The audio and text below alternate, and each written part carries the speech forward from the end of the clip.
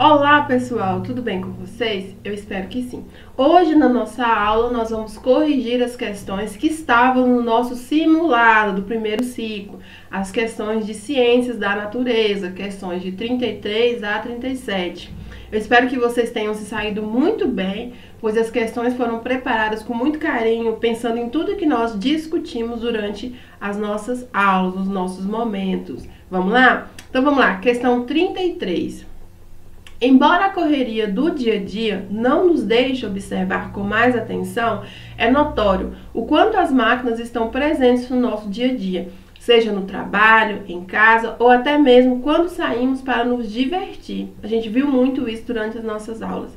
As máquinas simples, por exemplo, estão a todo momento nos auxiliando na execução de algum trabalho, onde podemos afirmar corretamente que eu quero que você marque a alternativa que diz corretamente qual é a função dessas máquinas simples, por que nós a utilizamos.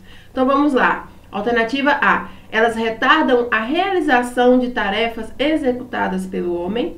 Item B. Potencializam a realização de uma atividade. C. Permitem realizar uma tarefa com maior esforço físico. Ou item D. Multiplicam a força necessária para a realização de uma atividade. Como vocês podem ver, o item correto é a alternativa B, mas vamos entender por quê. Vamos analisar cada item. Item A. Retardam a realização das tarefas executadas pelo homem. De forma alguma. Quando nós utilizamos uma máquina simples, a ideia é que a gente consiga fazer uma atividade mais rápido.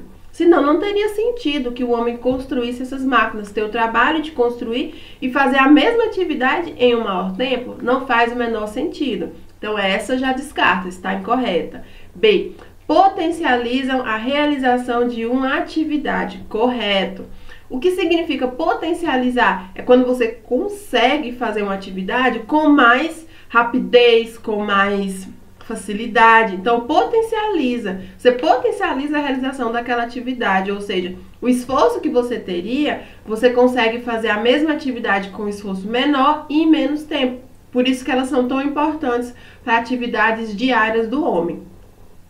Item C. Permitem realizar uma tarefa com maior esforço físico? Também, de forma alguma, isso não acontece. Na verdade, uma máquina simples, ela serve para que você use menos força para realizar uma atividade. Ou seja, torne mais fácil você fazer aquela atividade. No item D, diz o seguinte, que uma máquina simples, elas multiplicam a força necessária para a realização de uma atividade. Também está errado. Na verdade, a máquina ela diminui a força que você vai precisar para fazer aquela atividade, não multiplica. Porque se ela multiplicar a força, vai ficar mais difícil você realizar uma dada atividade. Espero que vocês tenham acertado e não tenham ficado com nenhuma dúvida. Agora vamos para a questão 34, vem comigo. Questão 34. Para a apresentação de um seminário sobre máquinas simples, Guilherme e Cibele desenham em um cartaz os seguintes exemplos. Então, imaginem vocês aí fazendo um cartaz para explicar o que são máquinas simples, com exemplos. Daí vocês vão fazer o desenho e vão representar. Quais os desenhos que vocês colocaram? Abridor de garrafa, uma bicicleta, tesoura, alavanca e um automóvel. Mas a professora rapidamente corrigiu os estudantes, alertando que no cartaz preparado existem exemplos incorretos de máquinas simples, que seriam... Então, você fez um cartaz, mas na hora da sua apresentação, enquanto você estava apresentando, a professora percebeu que você colocou exemplos de itens que não são máquinas simples e rapidamente ela te corrigiu. Quais foram os itens que a professora te orientou que estão errados e não podem fazer parte da sua apresentação? Item A, automóvel e bicicleta. B, abridor de garrafa e tesoura. C, alavanca e abridor de garrafa. Ou D, tesoura e bicicleta? Essa eu tenho certeza que ninguém errou, é o item A, porque nem o automóvel nem a bicicleta tem as características que configuram a máquina simples. As máquinas simples, elas são bem mais simples, digamos assim, do que se a gente pegar um automóvel e pegar a bicicleta. Então a gente trabalhou muito isso em aula e eu tenho certeza que vocês se lembraram que nem automóvel e nem bicicleta configuram máquinas simples. Na verdade, a gente tem outros exemplos, como eu coloquei aqui, o abridor de garrafa, a tesoura, esses exemplos, ok? Questão 35. O plano inclinado é uma superfície lisa, elevada em uma das extremidades. É preciso menos força para levar um objeto para cima ao longo de um plano inclinado do que para levantá-la verticalmente. São exemplos de planos inclinados. Você vai marcar a alternativa que tem exemplos de planos inclinados. A, parafusos e polias. B, rodas com eixo. C, rampas e ladeiras. D, maçanetas e volantes de carro. Item A, parafusos e polias. Parafuso não é exemplo de plano inclinado. B, polias também não, porque polias é exemplo de roldanas. Polias e roldanas são termos sinônimos, representam a mesma coisa. B, rodas com eixo. De forma alguma. C, rampas e ladeiras, sim, porque são planos inclinados e tornam mais fáceis para você levar um objeto ou um dispositivo de um lugar até o outro.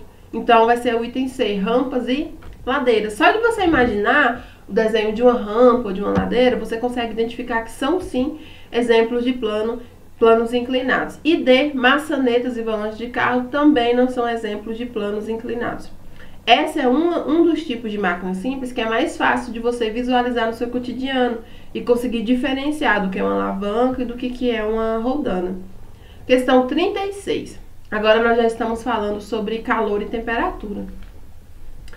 O termômetro é um aparelho utilizado para fazer medidas de temperatura, que pode ser encontrado em 3 escalas: Celsius, Kelvin e Fahrenheit. No Brasil, a escala de temperatura mais utilizada é item A, Celsius, B, Kelvin, C, Fahrenheit, D, Rankine. Essa, se vocês erraram, eu vou ficar muito triste, porque esse item nós discutimos muito em aula, que nós precisamos identificar qual é a escala em que a temperatura é dada no nosso país. E nós vimos que tanto no Brasil quanto em vários outros países, a escala utilizada é a escala Celsius, item A. A escala Kelvin é uma escala utilizada muito em questão de experimentos, é uma escala absoluta, ela é utilizada muito para realizar experimentos, coisas do tipo. A escala Fahrenheit não é utilizada no Brasil, ela é utilizada em outros países, como na Inglaterra. E essa escala Rankine, ela nem existe. Foi apenas mais um item incorreto para vocês analisarem. Então, a escala que é utilizada no Brasil é a escala Celsius, certo?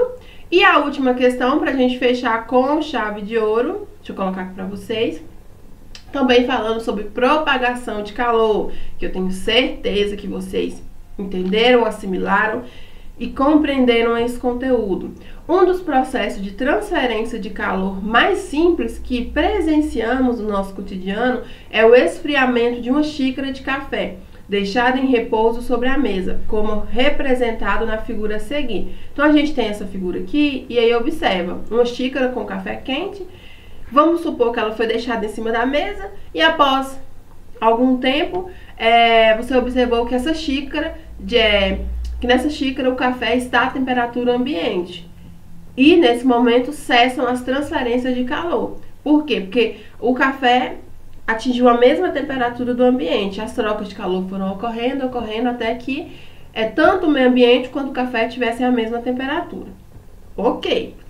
Podemos afirmar que no exemplo acima, as trocas de energia cessam de acordo com um princípio físico em que, após 2 ou mais corpos trocarem calor e, então, alcançarem uma temperatura igual entre si, eles vão passar até a mesma temperatura, ou seja, quando essas transferências de calor cessam, se eu pegar um termômetro e medir a temperatura do ambiente e a temperatura do café, eu vou observar que as temperaturas são iguais.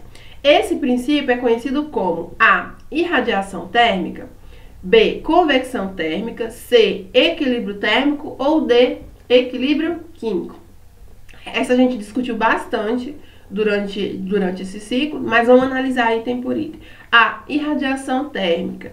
Nesse caso, nós não temos irradiação térmica. A irradiação térmica vai ocorrer quando a gente não precisa de um meio para que o calor se propague, e a gente tem outros exemplos, como a lareira, como a energia solar que chega até nós. Esse caso que a gente está discutindo agora não configura um exemplo de irradiação térmica. B, convecção térmica.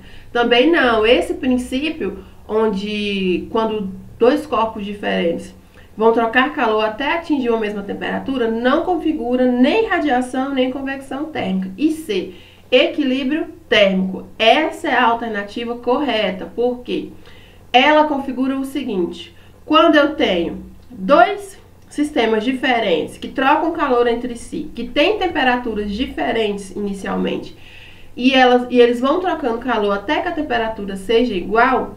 Quando esse sistema atinge a mesma temperatura, esses dois sistemas atingem a mesma temperatura, nós dizemos que ele atingiu o equilíbrio térmico, onde as temperaturas igualam, são as mesmas. Então, vai ser o item C, equilíbrio térmico. E o item D, equilíbrio químico. Equilíbrio químico, a gente nem tocou nesse assunto durante esse ciclo. Isso é assunto lá para o ensino médio, quando a gente for entender melhor as reações químicas, as características das reações químicas. Então, essa eu acredito que vocês nem se confundiram, porque vocês sabem que a gente não tratou desse assunto. Então, o que eu tinha para falar para vocês é isso. Espero que vocês tenham entendido. Como eu sempre falo, qualquer dúvida me procurem para a gente discutir, ver onde ficou dúvida, onde a gente pode esclarecer mais o conteúdo, e vamos continuar aí caminhando com o nosso conteúdo para a gente poder entender cada vez mais esses diversos processos que envolvem troca de calor, as máquinas, que a gente ainda vai falar disso ainda muito nesse semestre letivo. Boa correção, bons estudos e até a próxima aula, pessoal!